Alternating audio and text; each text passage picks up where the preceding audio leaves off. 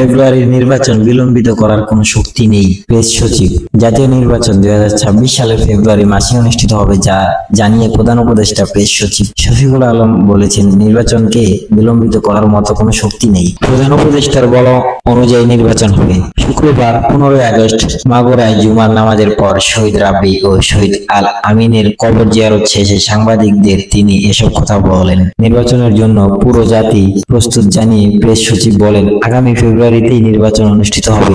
এমন কোন শক্তি নেই যে নির্বাচনকে বিলম্বিত করতে পারে। এরই মধ্যে নির্বাচনের সঙ্গে সংশ্লিষ্ট সব প্রতিষ্ঠানও নির্বাচন নিয়ে কাজ করতে শুরু করেছে জানিয়ে শফিকুল আলম বলেন, বর্ষার মৌসুম শেষ হলেই পাড়ায় পাড়ায় মহল্লায় নির্বাচনের হাওয়া লেগে যাবে। নির্বাচনের মহোৎসব আপনারা দেখতে পাবেন।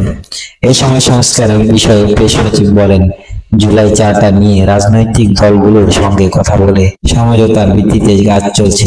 সংস্কার কাজ ব্যাহত আছে, সংস্কার কাজ দ্রুত এগিয়ে যাচ্ছে, আর সেটা দৃশ্যমানও। বাংলাদেশে বর্ষাটা শুরু হয় জুন থেকে সেপ্টেম্বর পর্যন্ত। বর্ষাটা শেষ হলে দেখবেন পাড়ায় মহল্লায় নির্বাচনে আমেজ নেমে এসেছে।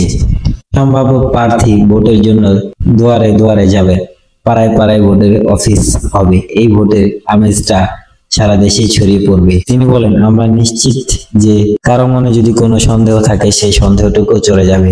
নির্বাচন ফেব্রুয়ারিতেই হবে এবং রোজার আগেই হবে। আমরা একটি শান্তিপূর্ণ নির্বাচন দেখতে চাই। আশা করছি সবার সহযোগিতায় সম্ভব হবে।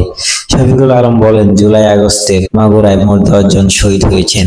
আওয়ামী লীগ যুবলীগের খুনি বাহিনীর হাতে শহীদ হয়েছেন মেহেদী হাসান রাব্বি। উনি ছাত্র দলের স্থানীয় একজন নেতা ছিলেন। আমি তার কবরে গিয়েছিলাম এবং একই এলাকার আলামিন ছোট ব্যবসা করতেন। ঢাকাতে ওনাকেও গুলি করে মারা হয়েছে। ওনার কবর মাগুরা উপকণ্ঠে রয়েছে, সেখানেও গিয়েছিলাম ফুল দিতে।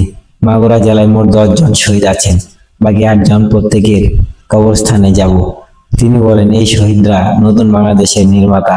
তাদের আত্মদানের ফলে আমরা নতুন একটা দেশ পেয়েছি। আমরা আজকের এই দিনের সবাই মুখ ফুটে কথা বলতে পারছি। সেজন্য তাদেরকে সম্মান জানাতে কবরস্থানে ফুল দিয়ে শ্রদ্ধা নিবেদন করেছি।